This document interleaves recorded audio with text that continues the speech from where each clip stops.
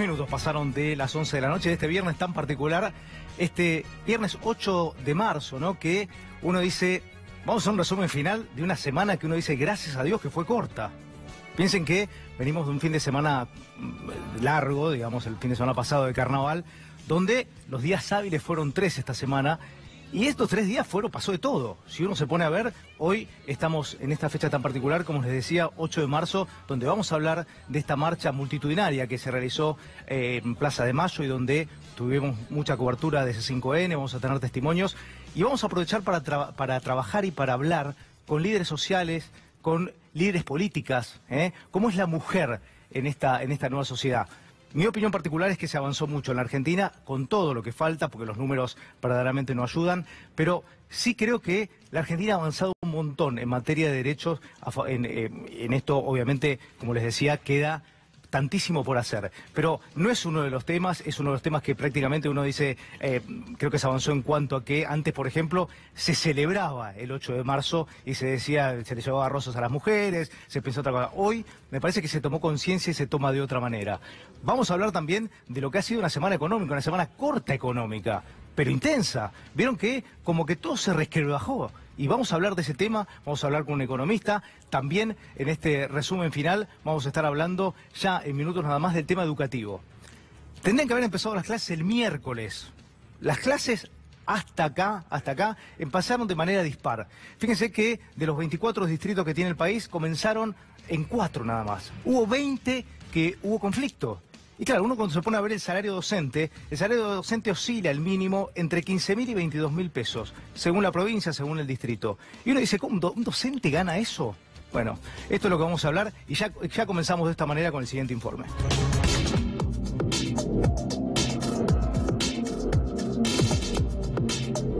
Se han discontinuado los programas de tecnología, no hay más tecnología en la escuela, la distribución de libros, la formación docente. El presidente había prometido 3.000 jardines, no ha construido ninguno. El presidente ha destruido un derecho de los educadores y de las organizaciones sociales como la paritaria. El gobierno tiene que convocar a paritaria, tiene que cumplir con la ley y tiene que garantizar condiciones dignas para enseñar y aprender, cumplimiento de la ley. Venimos sosteniendo que el gobierno incumple con la paritaria nacional docente. No tenemos paritaria nacional desde hace 2 años, una ley que nos pertenece a todos los docentes del país, una ley que es un derecho constitucional y que el ministro Finocchiaro desconoce sistemáticamente desde hace 2 años. No es una buena lógica, pero que desde hace 15 o 20 años impera y que tiene que ver con una táctica gremial de dilatar durante febrero las negociaciones, porque cada día que pasa y se acerca el comienzo de clases, significa, según esta táctica, una presión para los gobiernos. Esto hizo que perdiéramos más del 40% del poder adquisitivo en nuestro salario, porque la paritaria nacional lo que nos devolvió a los docentes de todo el país fue un pie de igualdad. Si no lo hace, Sonia, ¿qué va a pasar? Nosotros vamos a discutir cómo se va a continuar. En principio, nosotros vamos a garantizar estas 48 horas y luego vamos a convocar un congreso para analizar la continuidad en caso de que no hubiera respuesta. Un informe de la última semana que salió en el diario La Nación, un informe del CIPEC, 2016-2019 vamos a haber perdido un 20% de inversión educativa.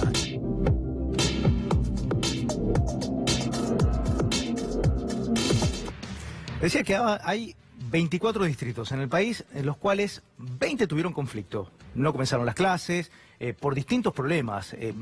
Creo que el distrito que menor sueldo paga es Santiago del Estero con unos 15.000 pesos y las provincias del sur con unos 22.000. Y ahí por el medio va todo, ¿no? Estamos hablando de un sueldo inicial. Claro, uno dice, tienen razón los docentes, ¿no? Tienen en reclamar que deberían ganar bastante más. La provincia de Buenos Aires, que siempre obviamente es testigo para la mayoría de las cosas por la cantidad de habitantes que tiene, por la cantidad de alumnos, por consecuencia de todo esto, tampoco comenzó las clases. Está con nosotros el ministro de Educación de la provincia de Buenos Aires, el director de Cultura y Educación, el señor Gabriel Sanchezini. Gabriel, gracias por venir. ¿Qué tal, Rodo? Buenas noches. Bueno, ¿por qué no empiezan las clases? Es decir, porque yo puedo decir, no comenzaron el miércoles, pero parece histórico el tema, ¿no? Como que llegamos el día que se cita que los chicos tienen que entrar y las clases no comienzan. Bueno, el miércoles pasado en la provincia de Buenos Aires comenzaron las clases.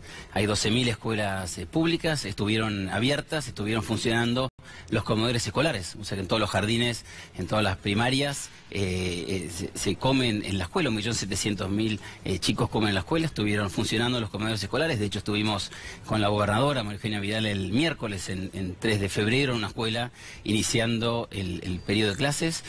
Hubo clases, estuvieron las escuelas abiertas ayer, jueves, y hoy también viernes.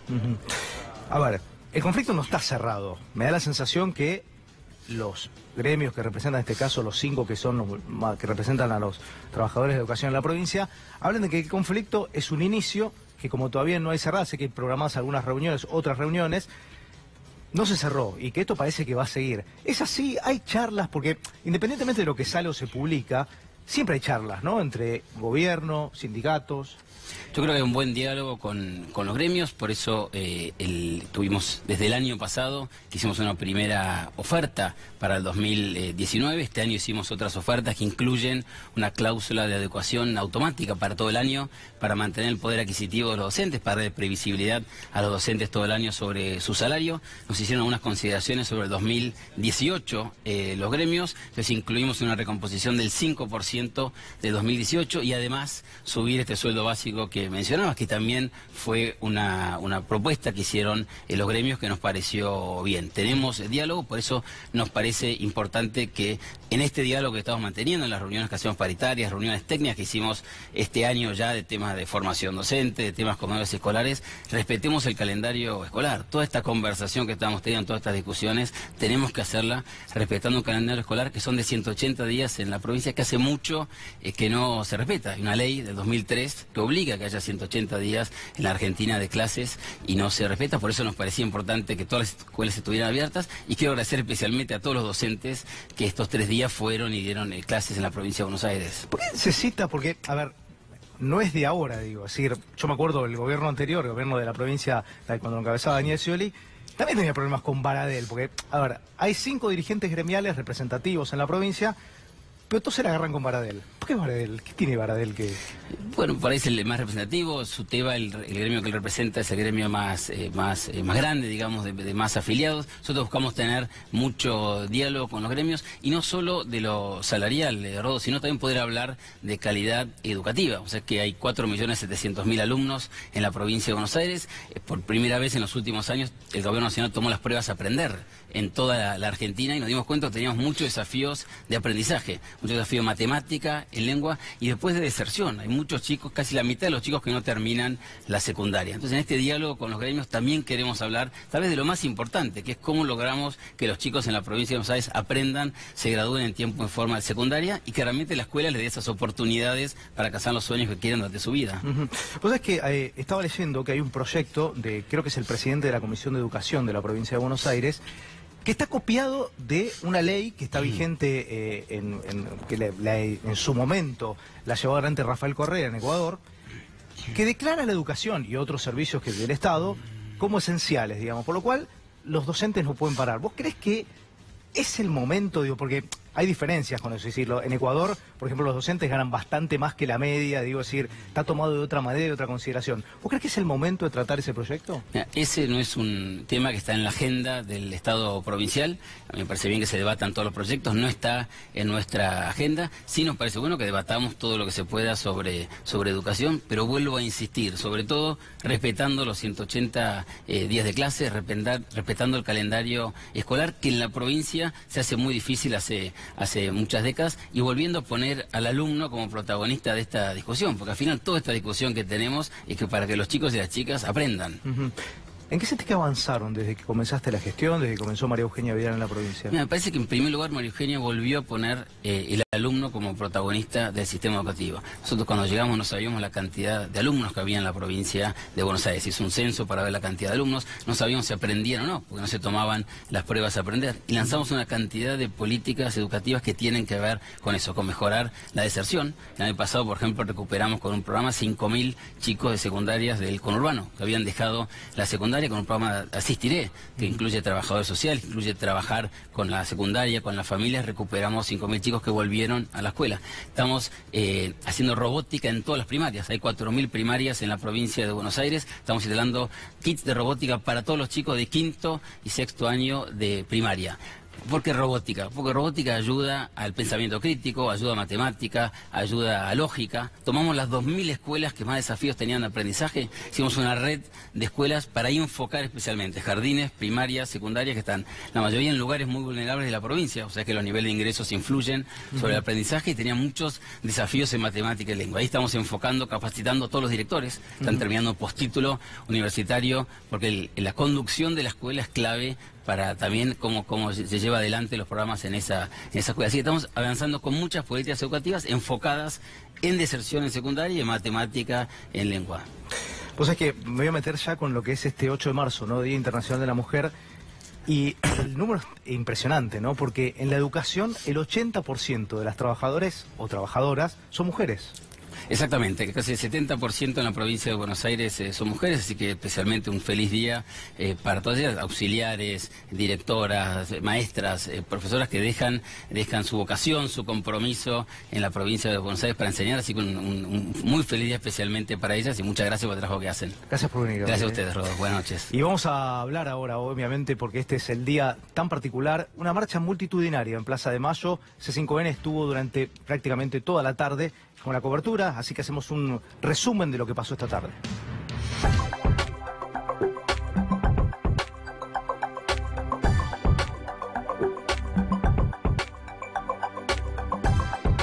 A ver, algunos dicen festejo, otros dicen es conmemoración y otros dicen es lucha. ¿Para vos es todo eso o cómo definís el 8M? Bueno, hoy es un paro internacional y nacional de mujeres, o sea que es claramente una fecha de lucha. La reflexión es que en 2018 hubo un cambio de conciencia, que seguimos trabajando en ese sentido, que seguimos exigiendo educación sexual, integral y laica en todas las escuelas del país. Un pañuelo que es el que en segundo lugar más se vende, que es el que pide por la separación del Estado de la Iglesia, porque sabemos que la Iglesia también juega un rol muy, pero muy importante en esto que tiene que ver con los no derechos a las mujeres. Hacer una movilización teñida de verde como lo venimos haciendo en este tiempo. Y con un movimiento feminista que crece en el mundo poniendo freno a la violencia de género y al acoso machista. Y vine a la marcha. ¿Y por qué? Porque tengo hijas también, hijas mujeres, nietas, bisnietas. Y bueno, estoy a favor de todo esto. ¿Por qué vinieron? Y para que se siga viendo la lucha que hay día a día, para que se termine todo el machismo. Nenas, en este caso. Hola, ¿cómo estás? ¿Son tus hijas? Sí, las dos. ¿Qué edad tienen? 2 años y 5. ¿Por qué decidiste traerlas a ellas? Porque vengo por ellas. Esto es diferente. Ahora les toca un camino a ellas que es ser dueñas de su cuerpo, de la calle, ser libres. Y salimos por todo lo que concierne a esta lucha, todo, la violencia de género, los derechos perdidos y que la mujer tiene, ¿no?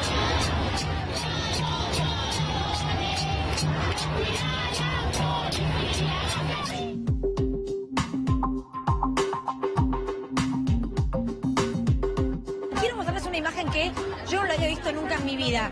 ¿De qué hablamos? De que las organizadoras de este gran acto están pidiéndole plata a todas las mujeres que marcharon hoy hasta aquí. ¿Por qué? Porque las centrales obreras, hablo de la CTA y de la CGT, se habían comprometido a colaborar con el dinero para pagar el armado del escenario, las luces y el sonido. Eso cuesta muchísimo dinero, pero cuando hablamos de muchísimo dinero es más de 85.000 pesos. Bueno, hoy a la mañana, y este fue lo que de alguna manera hizo que ahora esté ocurriendo esto de contar plata, la CGT y la CTA decidieron no aportar dinero para este acto. Esta imagen es realmente choqueante, pero además hay que decirlo, esto es una extorsión, Luli. Lo que pasa es que en el documento lo que se pide a las centrales, tanto a la CGT como a la CTA, es que convoquen al paro, para el paro de mujeres, para el 8M, para ser parte de la Jornada Internacional Feminista. ¡Estamos de pie! ¡Por cuarta vez! ¡Haciendo un paro general! ¡Este 8M paramos! Porque somos parte de una historia colectiva e internacional. Y porque Macri y los gobernantes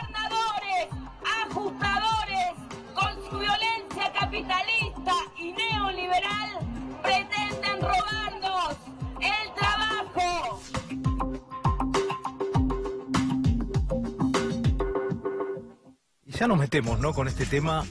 Recién veíamos a Manuela Castañera, que estaba en un momento explicando qué hacían juntando plata.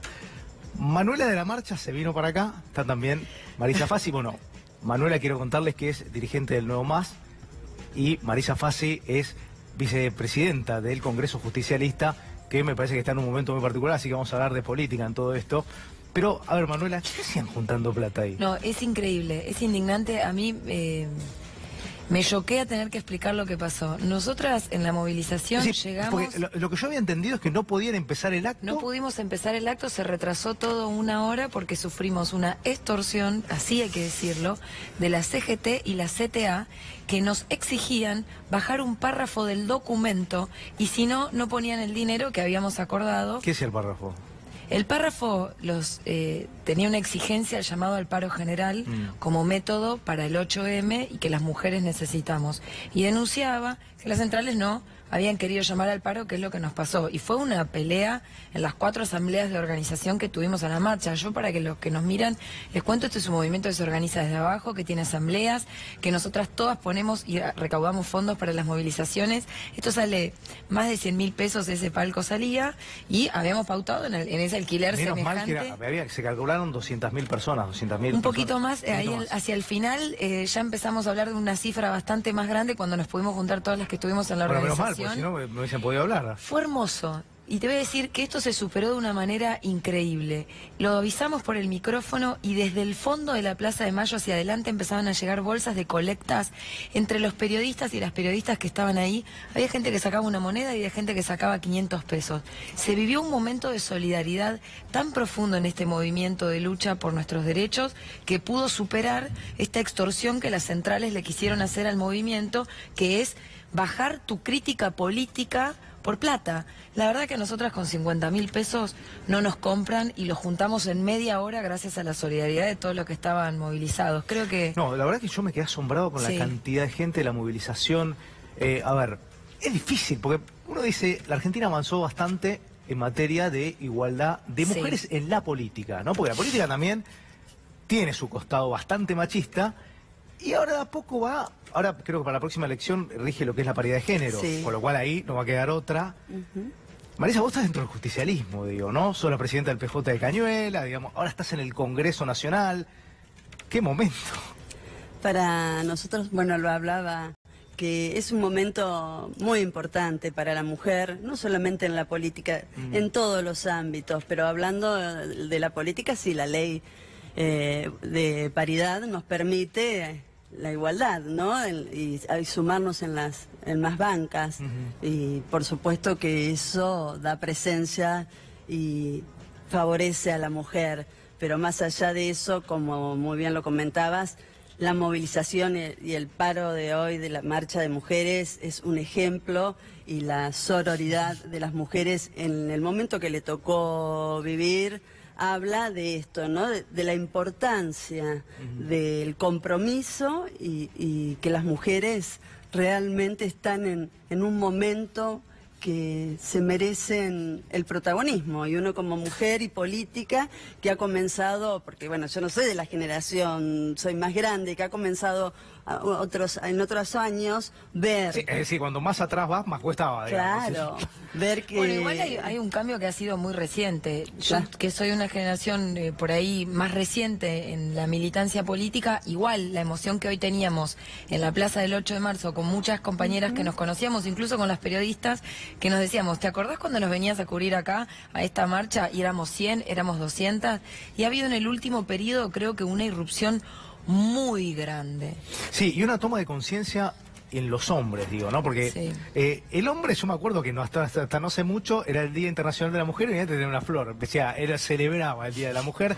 Yo decía, pero no es una celebración, digamos, es un momento de toma de conciencia, y eran pocos los que lo entendían. Y no estoy hablando no hace mucho tiempo. No, creo que sigue siendo una celebración, pero de lucha. No es un simple, no me regales una flor y un bombón, vamos a la calle, vamos a marchar, con la alegría, con el glitter, que me reía porque salía al aire en eso, pero bueno, las movilizaciones también traen eso, eso porque se han incluido las secundarias y una nueva generación que... Muchas, sí, eso decía. Es el protagonismo juvenil. Adolescentes, ¿no? Sí, el protagonismo de la juventud. Sí, y creo que eso es, ahí está como lo más progresivo de esto, porque estamos hablando de una generación que hacia futuro ya está planteando cómo ve la sociedad, qué lugar quiere, es como algo mucho más estratégico. Y creo que muestra lo profundo que es. Por ejemplo, el año pasado nos metieron, digo yo, un cachetazo en el Senado.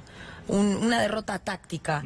Y se ve que, a pesar de haber querido burlar la voluntad popular el Senado, que era una mayoría a favor de la legalización del aborto, igual hoy se expresó una mayoría social categórica en la calle y metimos cientos de miles de personas por esta temática. Y ahí están las jóvenes también. Sí, claro. ¿Qué piensan? ¿Que porque los sectores del Estado o el poder político de turno te dé la espalda, esto se difumina?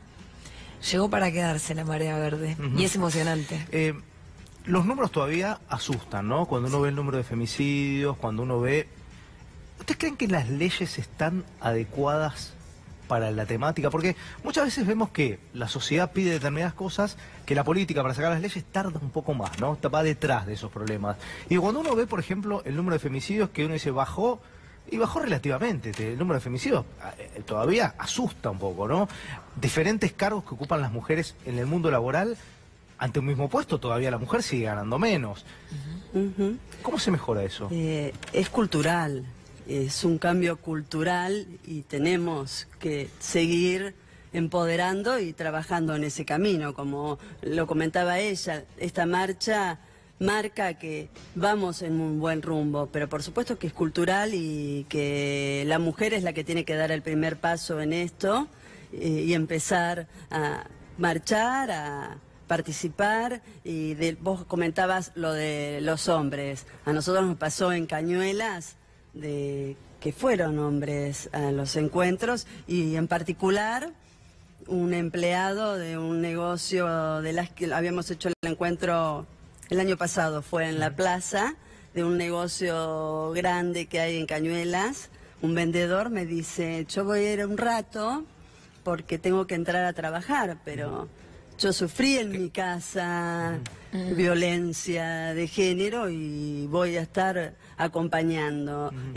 Así que es importante y también hay que fortalecer hoy, por ejemplo, ¿no? Ante una denuncia de violencia de género, están las herramientas, digamos. Hoy estás, vos vas a una comisaría, podés denunciar. Digo, el Estado, digamos, después está para soportar, digo, porque hay líneas telefónicas para uno llamar, pero después, ahí empieza un proceso. Primero que una mujer tome la decisión de llamar por teléfono, digamos, una valentía enorme, ir a presentarse, hacer la denuncia, que después la policía tal vez vaya a la casa. Es decir, ese proceso, ¿el Estado está para acompañar o todavía falta un montón? Una de las cuestiones que denunciábamos en el documento que leíamos hoy en el acto es que el Estado en este momento destina menos que un pasaje de colectivo a cada mujer víctima de violencia. ¿Cómo vas a resolver semejantes números que vos decís? Los números asustan, claro, porque hay una mujer asesinada cada 32 horas, más las trans y travestis que también engrosan esos números. Y si es tan generalizado, entonces tiene que haber una política del Estado. Lo que se denuncia es que eso está fallando. La línea que vos citabas, la línea 144, sufre despidos. Como parte del programa del déficit cero que se votó en el Congreso, implica ajustes dentro del Estado. Esas trabajadoras son echadas de su puesto de trabajo y más si reclaman por derechos también son perseguidas, que ellas también estuvieron en la movilización. Entonces hay un círculo muy complejo donde siempre interviene el Estado o la justicia. En el caso de Lucía Pérez de Mar del Plata, que dijeron que no fue femicidio. Fue una barbaridad lo que sucedió con esa joven. Y tenés a la justicia no reconociendo el femicidio. Mira la cadena de todos los poderes del Estado. Entonces yo creo que, volviendo a lo que decías en el inicio, hay un contraste entre la sociedad y el poder político, entre el gobierno, entre el parlamento y la justicia. Y en ese contraste es donde caen las muertas por aborto clandestino, donde caen las víctimas de femicidio, donde cae la brecha salarial, que es del 30%, o la feminización de determinadas áreas laborales que son muy precarizadas, el trabajo doméstico. Nuestras docentes tienen salarios por debajo de la línea de pobreza y el 60% de las mujeres que hoy están empleadas tienen trabajos o en el trabajo doméstico o en la docencia o en la salud. Marisa, te hago la última y volviendo al tema de la paridad de género, que obviamente vamos a votar bajo esta ley. ¿Va a ayudar eso, digamos, a tener más participación política de la mujer o no es necesaria, no era necesaria esa ley?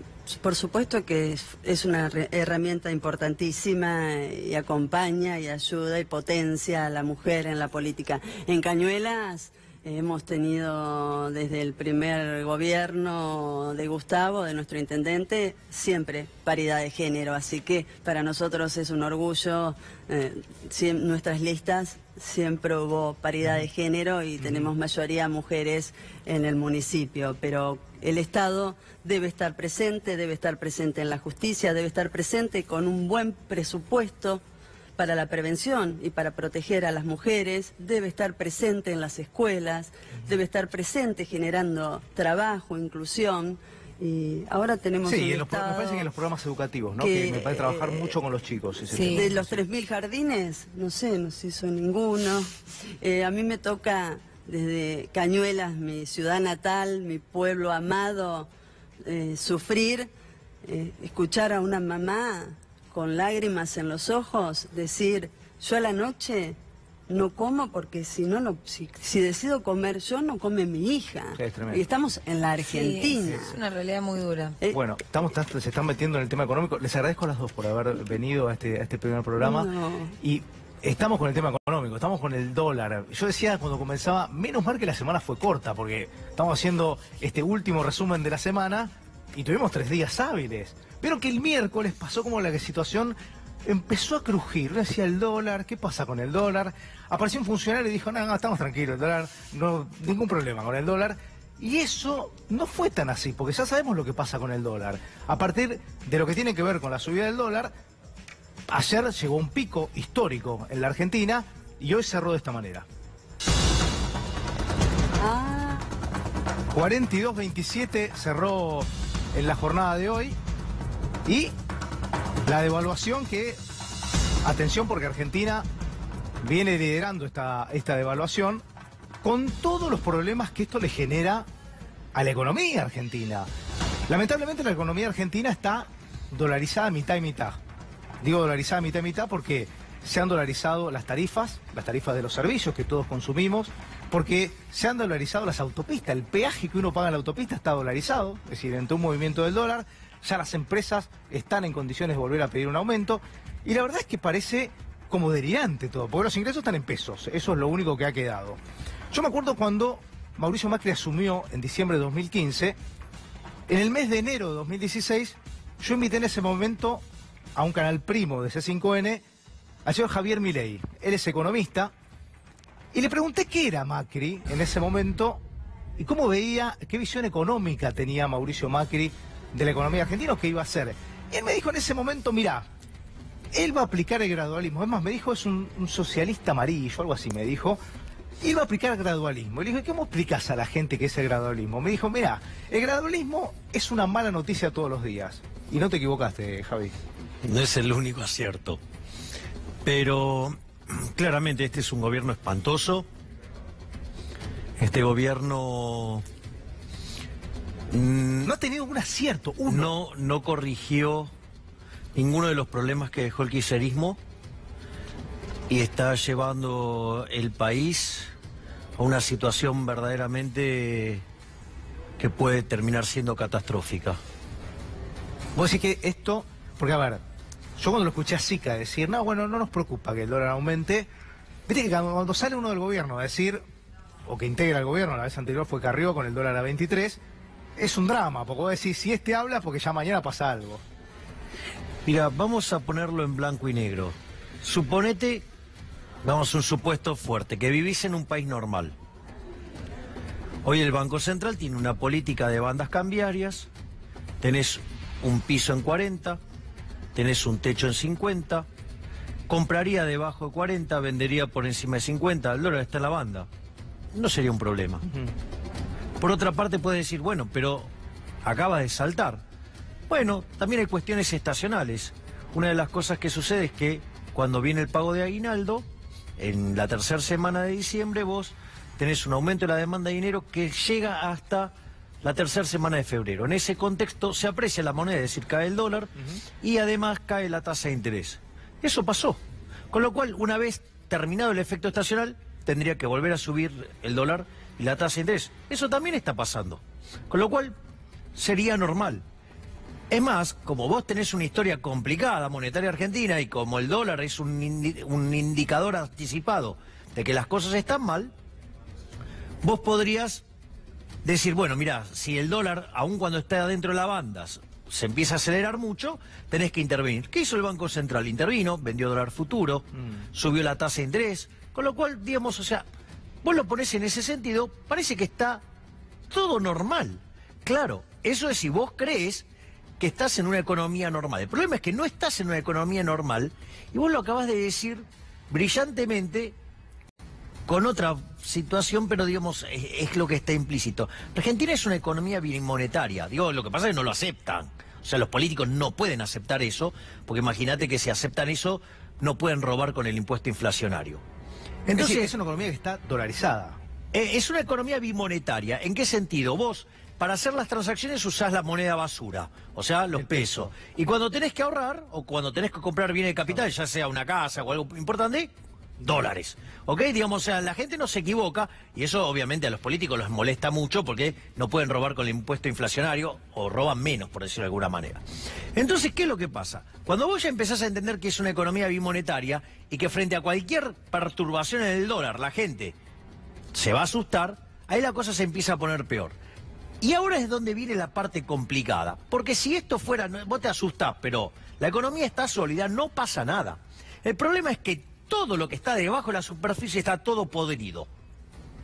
Hay un despiole enorme en lo monetario, hay un despiole enorme en lo fiscal y hay un despiole enorme en lo que tiene que ver con el lado real, con la actividad económica. Por el lado monetario, mira, la devaluación del año pasado tuvo origen monetario, o sea, el salto, el tipo de cambio tiene que ver con una caída de la demanda de dinero. ¿Qué quiere decir? Que tarde o temprano esto se va a ir a precios. Es decir, que vos tenés... Pero Javi, la Argentina siempre se va a precios. Es decir... Porque en general... No, a ver, no todas las devaluaciones se van a precio. Se van a precio aquellas que tienen origen monetario. Es decir, si subiera el precio de no sé, de los transables, ponele, no sé, suben los precios de lo que importamos nosotros y tenemos un deterioro de los términos de intercambio, salta el dólar ese no tiene por qué ser inflacionario, es un cambio de precio relativo. Bueno, pero lo que te quiero decir, la Argentina tiene una gimnasia que es automáticamente vos sabés que el dólar se mueve y te aumenta. Pero porque vos tenés una historia monetaria que le quitaste 13-0 a la moneda. Es decir, hemos sido unos piromaníacos, o sea, digo, con el tema de la emisión monetaria. Entonces, el problema está ahí. Entonces, ¿qué es lo que pasa? La devaluación del año pasado tiene que ver con una caída de la demanda de dinero, donde además seguiste emitiendo. Entonces, ¿qué es lo? Porque el dólar es un precio más de la economía. ¿Qué pasa? Como es un activo financiero, pica primero. Subió 120% desde el 28 de diciembre del 2017, que es el momento en el cual se quiebra este gobierno, definitivamente. ¿Qué es lo que pasa? Quiere decir que tenés abajo la alfombra... Espera que el dato no es menor. ¿Vos decís que este gobierno hace más de un año que quebró? Sí, claro. Es decir, ahí es donde rompe todo. Entonces, y empieza la gran debacle que no la van a poder parar de ninguna manera. Entonces, ¿cuál es el problema? El punto es el siguiente. Vos tuviste esa devaluación del 120%. ¿Esto qué quiere decir? Que a los precios todavía le queda por lo menos 50 puntos más de crecimiento. Es decir, aun cuando el Banco Central hoy dejara de emitir efectivamente, vos vas a tener que purgar 50 puntos de inflación en el lapso de un año y medio. Punto 1. O sea, tenés 50 puntos de inflación abajo de la alfombra. Punto 1. Punto 2. Es cierto que el Banco Central no emite dinero hoy, pero emite dinero futuro, que son las LELIQ, que no es un tema menor, porque representan 70% de la base monetaria, con lo cual en un escenario de corrida y de pánico, vos podés terminar incrementando la cantidad de dinero en un 70% en el lapso de 15 a 30 días, con lo cual... desastre. Y como si todo fuera poco, dame digamos que para terminar por lo menos el plano monetario, tenés otro problema más, que la demanda de dinero deberían ser 4 puntos del PBI y hay 8,5. Eso se arregla con suba de precio. Todo ese combo, ¿sabes qué? Te dice que tenés un riesgo de hiperinflación por 500% más o menos. Entonces vos te vas a un escenario electoral, en un cabeza a cabeza, con Cristina Fernández de Kirchner y tenés una hiper. Te hago la última, y esto es decir, ¿en qué sentís que este gobierno, porque yo siento que todo lo que le criticó al anterior, lo sostuvo y lo hizo peor. Por ejemplo, este gobierno, cuando era oposición, le criticaba los planes sociales. Este gobierno paga más planes sociales. Este gobierno, cuando era oposición, le criticaba, por ejemplo, el tema de los subsidios a las empresas por las tarifas. Ahora resulta que este gobierno le paga subsidios, aumenta las tarifas, las empresas no siguen sin invertir, digamos, porque no, evidentemente no sé, nadie las obliga a invertir, los servicios siguen siendo pésimos. Este gobierno, por ejemplo, se metió con el tema autopistas. Las autopistas aumentan, ahora es tan particular lo que han hecho que, por ejemplo, vos tenés horario pico, que uno decía, bueno, ¿cuándo es? Cuando tenés el horario pico que vas al centro, volvés del centro, lo aplicas todo el tiempo. Es decir, vas al centro, venís del centro, si son las 11, entre las 11 y la 1, lo pagás siempre. Es decir, no se termina de entender qué es lo que quiere. Y la inflación, que tanto le criticó al gobierno anterior, nunca la pudo controlar. Bueno, lo que pasa es que este es un gobierno de incompetentes y cobardes. ¿Cómo es eso? Lo de incompetente lo entiendo, lo de cobardes. En principio no. El gradualismo es un reflejo de la cobardía. Pero es un gradualismo salvaje. Hace 3 años que vienen haciendo. No, pero el problema es Rodó. La economía inexorablemente ajusta, siempre. El punto es que como no ajustó el parásito gigante que es la política, todo el ajuste cayó en el sector privado. Vos lo que estás viendo, la salvajada del ajuste en el sector privado, es porque nunca se tocó al sector público. Este gobierno tenía que bajar drásticamente el gasto público y no lo hizo. Este gobierno tenía que bajar el déficit fiscal y cuando vos lo tomás consolidado y teniendo en cuenta lo que hace el Banco Central, aumentó. Es decir, este gobierno además nos endeudó hasta la médula y terminó subiendo además los impuestos. Entonces, tenemos menos PBI per cápita que lo que dejó el kirchnerismo. Tenemos, más deuda. Tenemos más pobres, tenemos más indigentes. Es decir, y además estamos al borde de una crisis. ¿Por qué? Porque primero diagnosticó mal. Es decir, a vos te consta que desde el primer momento yo fui muy crítico de que pusieran en el Ministerio de Economía, en ese momento lo llamaron Hacienda y Finanzas, a un keynesiano. Los keynesianos son parte del problema. Si hace 80 años que aplicamos keynesianismo, así no va.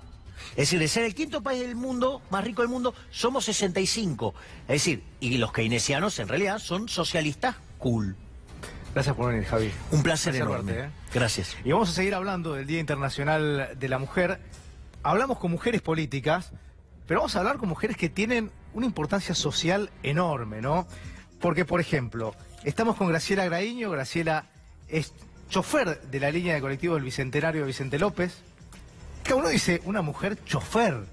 Se han visto, se ven en taxis, en remises, pero cuesta ver en un colectivo, ¿no? Manejar semejante. Cual, sí. Y hay un dato que no es menor, que ahora vamos a estar hablando, que se hace en el transporte, que esta compañía es la que menor registro de siniestros tiene. Vamos a hablar de eso, porque muchos dicen que las mujeres manejan mal, ¿no? Pero bueno, eso estaría por verse, al menos en los números no están así.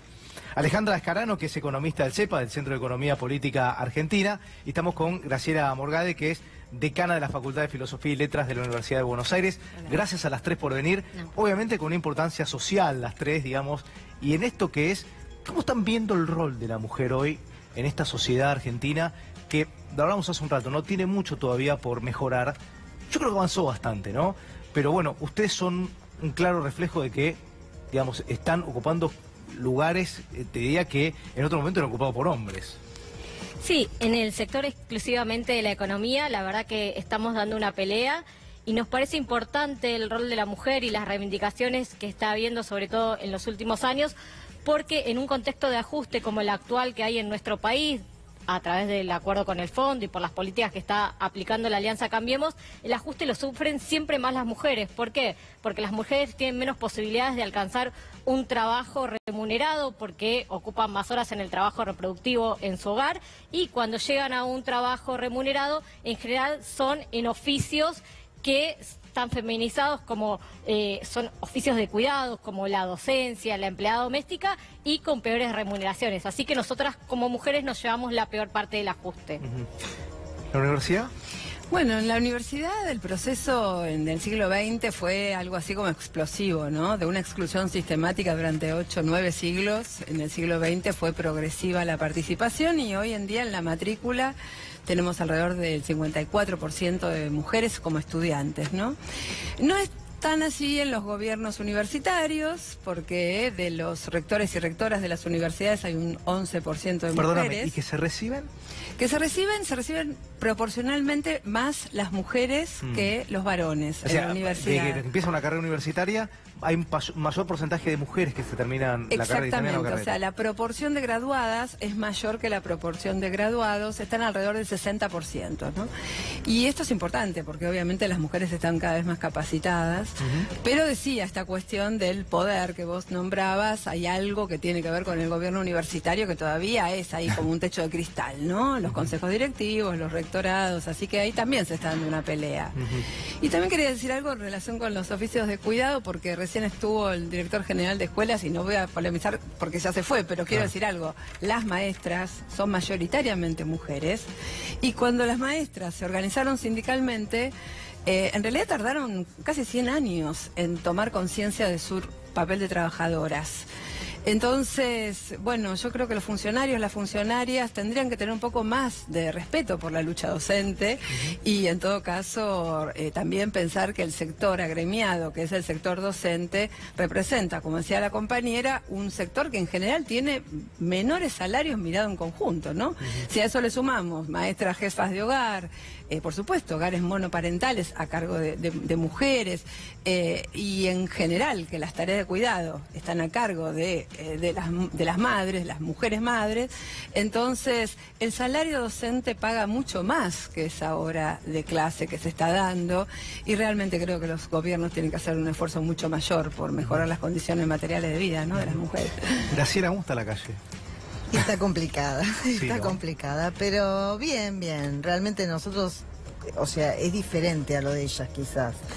Este es un trabajo que lo incrementó la municipalidad. Primero, decime cómo fue tu decisión de decir... No, mi decisión en realidad no fue... Voy a ir a manejar un colectivo, dijiste. No, para nada, no se me hubiese ocurrido nunca tampoco. Pero bueno, tenía ganas de hacer algo y me propusieron esto y sí, realmente al principio me pareció una locura porque es como decís, es como que está visto para hombres. Y bueno, esto lo inició la gestión anterior. Al principio tuvimos bastantes traspiés, digamos, de parte de la gente, de aceptarnos. Claro. Pero después se mantuvo y bueno, nosotros siempre fuimos todas mujeres y la verdad que nunca tuvimos un problema ni de discriminación, o sea, por parte de los jefes ni de la gente del municipio. Sí, y decime la calle, digo, porque, digamos, todo el tiempo, digamos, genera fricción, ¿no? El transporte en el momento de que hay mucho tránsito. Sí. Discusión, un encierro. El que está manejando, mira, no puede creer. Y ahora ya están un poco acostumbrados, pero sí les cuesta creer. Y en realidad el hombre te insulta bastante. El hombre, realmente sí. Es el que más va a confrontar. ¿En qué creen que los hombres deberíamos mejorar para que esta igualdad sea posible? Porque el hombre tiene un rol clave, digo, por la mujer puede hacer mucha marcha, luchar, pero el hombre tiene una posición, digo, en la cual tiene que colaborar un montón para que esto sea. ¿Dónde creen que tiene que estar el hombre ahí? Sí, quizás antes que el hombre me parece que el rol fundamental lo tiene que cumplir el Estado y el Estado está bastante ausente cuando nosotros, por ejemplo, analizamos las políticas presupuestarias. Es muy poco lo que se destina a políticas que achiquen la brecha de género. En general, el gobierno, por ejemplo, vemos el gabinete y hay muy pocas mujeres y además están en ministerios que quizás no tienen que ver con esto y el presupuesto se va ajustando año a año, vamos perdiendo incidencia. Por ejemplo, este año solamente se destinan 11 pesos por cada mujer y obviamente con 11 pesos no vamos ni a achicar la brecha ni a cambiar la realidad. Y bueno, entonces pedirle al presidente de la Nación y a todos sus ministros, que en general son hombres, que destinen más dinero y más políticas públicas, porque las políticas públicas sin financiamiento no llegan a ninguna parte. Aparte es bastante... La pregunta que vos hacés es, yo te repreguntaría, ¿por qué alguien cedería privilegios? ¿No? ¿Por qué cedería privilegios? Y yo creo que ahí el lugar... Para vivir mejor, te podría decir. Bueno, ahí está, porque hay el reconocimiento del sentido de la lucha feminista, creo que es una de las claves. Yo me dedico a educación, hay que empezar con la educación sexual integral desde el principio, desde el jardín, y si podemos construir una mirada de que los feminismos lo que están tratando de construir es una sociedad igualitaria, una sociedad sin violencia, una sociedad con justicia. Ya no se trata de varones, mujeres lesbianas, trans, travestis, gays, porque en realidad hay muchas identidades, sí, claro. ¿no? Se trata de de una sociedad más justa, y en ese punto, si podemos construir esa mirada y se convencen, nos convencemos de que la lucha feminista va en ese sentido, me parece que la construcción social del Estado, de las políticas y de los sujetos va a ir para ese lado también, ¿no? Gracias por haber venido a las 3, ¿eh? No, por favor, al contrario, gracias. Nos vamos a la pausa, enseguida volvemos.